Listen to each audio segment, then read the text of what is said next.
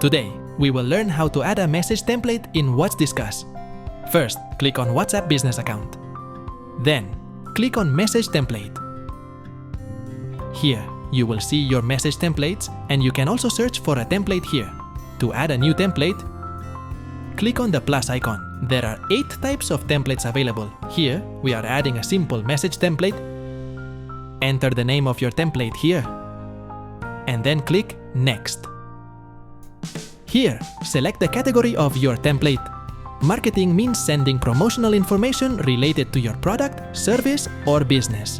Utility, on the other hand, means sending updates related to existing orders, such as the account has been successfully registered or your order has been delivered. We are selecting the utility category. You can choose any category that fits your requirement. Then, click Next. Now, select any language here.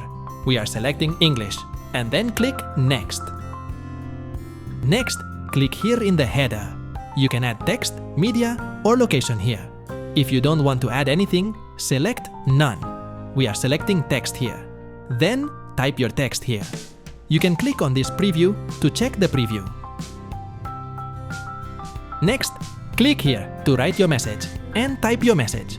We are writing the message, account successfully registered here. After this, in the footer, you can write any message. We are adding a thanks message here. Now, you can also add buttons.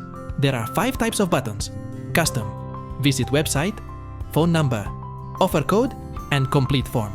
You can select any button. We are selecting visit website. Now, enter the name of the button, like visit us or visit website.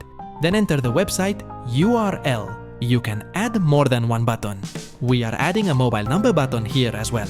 First, write the button's name, then enter the mobile number. After filling in all the information, click on Preview to see the preview of the message.